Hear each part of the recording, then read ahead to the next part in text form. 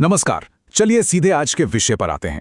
आज के इस एक्सप्लेनर में हम रविशंकर जी द्वारा रचित एक बेहद ही व्यक्तिगत और दिल को छू लेने वाली हिंदी कविता पर बात करेंगे।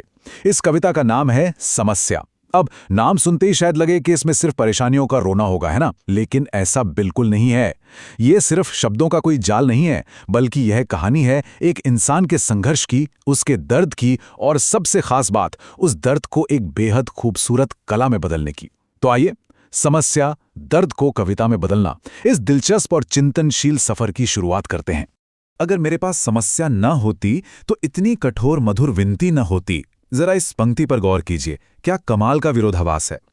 मतलब सोचिए, कवि सीधे तौर पर कह रहे हैं कि अगर उनके जीवन में वो गंभीर कठिनाइयां और मुश्किलें न होती तो उनके अंदर से कभी इतनी मधुर और गहरी प्रार्थना निकल ही नहीं पाती। ये विचार हमें एक बहुत ही कड़वे लेकिन सच्चे तथ्य की तरफ ले जाता है कि अक्सर जीवन के सबसे तीखे और दर्दनाक अनुभव ही सबसे मीठी और बेहतरीन रचनाओं की स्याही बन जाते हैं। भाग 1, समस्या का सकारात्मक स्वरूप। आइए देखते हैं कि कैसे कवि ने इन परेशानियों को देखने का अपना पूरा नजरिया ही बदल दिया है। आमतौर पर हम अपनी समस्याओं को बस एक भारी बोझ मानते हैं, सही कहा ना? लेकिन यहाँ कवि का नजरिया एकदम अलग है। वो अपनी इन अनेक समस्याओं को सिर्फ एक बोझ नहीं मानते, बल्कि एक नेक प्रेरक मानते हैं। अब आप सोच रहे होंगे कि समस्या नेक कैसे हो सकती है? यही तो सबसे दिलचस्प बात है। दर्द तो दुनिया के सामने बयां करना है, लेकिन आम शिकायतों या सांसारिक बंधनों में उलझकर नहीं रहना है। वो बड़ी ही सावधानी से अपने शब्द चुनते हैं ताकि उनकी बात एक मधुर विनती लगे, किसी को कठोर या चुभने वाली न लगे। सच कहें तो इन्हीं समस्याओं ने उन्हें शब्दों को इतनी बारीकी से तराशना सिखा दिया है। भाग 2, शारीरिक और सामाजिक संघर्ष। अब जरा कवि के असल जीवन की सच्चाई और उनकी चुनौतियों पर नजर डालते हैं। अब यहाँ एक बहुत ही गहरा कॉन्ट्रास्ट, यानी एक बड़ा अंतर उभर कर सामने आता है।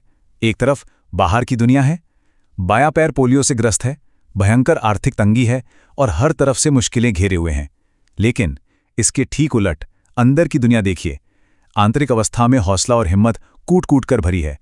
ये सशक्त तुलना हमें बताती है कि इंसान की शारीरिक और आर्थिक सीमाएं भले ही कितनी भी डराने वाली क्यों ना हो, अगर मन में एक मजबूत स्थिति और अटूट धैर्य है तो वो किसी भी मुश्किल को बेअसर कर सकता है। तो समझने वाली बात यह है कि यहाँ लड़ाई सिर्फ पोलियो जैसी शारीरिक चुनौती की नहीं है। इसके साथ साथ गहरे सामाजिक और आर्थिक संघर्ष भी लगातार चल रहे हैं। जैसे वो आर्थिक तंगी जो बुनियादी उम्मीदों को भी तोड़ देती है, अपने ही रिश्तेदारों और परिवार वालों का लगातार उड़ता हुआ मजाक, हर वक्त नीचा दिखाने की कोशिशें और किसी गहरी साजिश का मंडराता हुआ साया। जरा सोचिए, मानसिक रूप से ये सब झेलना कितना थका देने वाला होता होगा।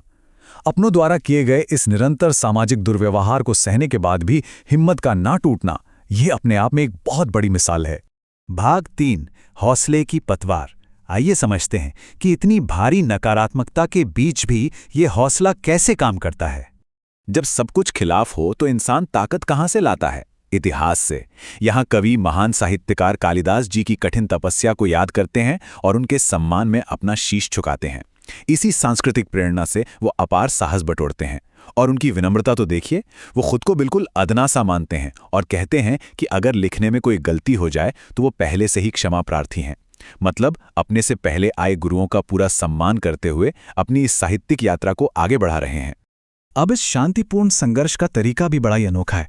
समाज की कड़वाहट से वो लड़ते या उलझते नहीं हैं, बल्कि एकांत पगडंडी पर चुपचाप चलना पसंद करते हैं। जो गिने चुने शुभचिंतक हैं, बस उनकी मुस्कुराहट और थोड़ी सी मदद से इस हौसले की पतवार को मजबूत कर लेते हैं। और सबसे अहम बात, दुनिया चाहे जितने ताने मारे, वो ये पक्का करते हैं कि उनकी कलम से निकले शब्द कभी किसी दूसरे इंसान को ना छुभें। बिना किसी को नुकसान पहुंचाए अपने रास्ते पर शांति से आगे बढ़ने का ये तरीका वाकई कमाल का है। भाग 4, साहित्य के प्रति समर्पण। अब देखते हैं कि इस सारे दर्द का अंतिम पड़ाव असल में क्या है। अगर आप इस कविता के चश्मे से देखें तो साहित्य कोई साधारण शौक नहीं है। ये सिर्फ कुछ पन्नों पर लिखे गए शब्द भी नहीं है। उनके लिए साहित्य एक जीवंत शक्ति है, उनके भाग्य का निर्माता है। यही उनकी सच्ची संपत्ति है। ये उनका वो मजबूत और सुरक्षित आश्रय है जिस पर उन्हें पूरा यकीन है कि यही वो रास्ता है जो एक दिन उनकी आर्थिक और आध्यात्मिक दोनों तरह की वास्तविकताओं को बदल कर रख देगा। इसीलिए उन्होंने अपना तन, मन और धन सब कुछ इसी साहित्य को पूरी तरह से समर्पित कर दिया है। यहाँ एक बहुत ही स्पष्ट दूरदृष्टि दिखाई देती है। कवि मानते हैं कि दुनिया में धन भले ही सीमित हो, लेकिन भगवान ने कलम की ताकत रूपी धन तो हम सबको दिया है ना? तो वो इसी कलम की शक्ति और दुनिया के सीमित धन को मिलाकर शब्दों की एक सुंदर माला पिरो रहे हैं। उन्हें पता है कि अक्सर लोग ताना मारते हैं कि ज्यादा लिखने से मान सम्मान घट जाता है, लेकिन उन्हें इसकी रत्ती भर भी परवाह नहीं है, क्योंकि एक सच्चा साहित्य प्रेमी तो हमेशा इस सांस्कृतिक गुलाब की तारीफ ही करेगा। उनका मुख्य लक्ष्य तो बस इतना है कि वो अपनी लेखनी से हिंदी साहित्य के विशाल खजाने को दिन प्रतिदिन और समृद्ध करें। भाग 5, कवि की विनम्र प्रार्थना।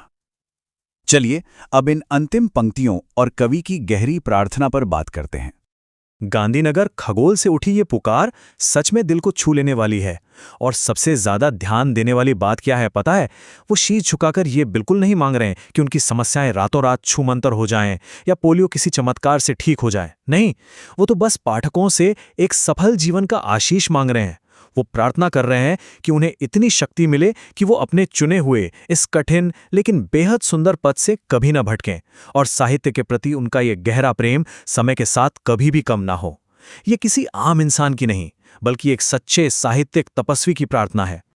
और अब इस पूरे एक्सप्लेनर के अंत में एक बहुत ही गहरा सवाल उठता है। क्या हमारे जीवन की बाधाएं और मुश्किलें हमें सचमुच तोड़ देती हैं, या क्या वो हमारे स्वयं के मधुर काव्य का निर्माण करती हैं? इस अद्भुत काव्यात्मक यात्रा को समझने के बाद ये साफ हो जाता है कि अक्सर हमारे जीवन के सबसे गहरे संघर्ष और समस्याएं ही सबसे सुंदर रचनाओं और हमारे निखरे हुए व्यक्तित्व का कारण बनते हैं। तो अगली बार जब कोई मुश्किल सामने आए तो सोचिएगा जरूर, क्या ये आपको निखारने के लिए आई है? आज के इस गहरे और अर्थपूर्ण एक्सप्लेनर से जुड़ने के लिए बहुत बहुत धन्यवाद। मिलते हैं अगली बार कुछ नई और रोचक जानकारियों के साथ।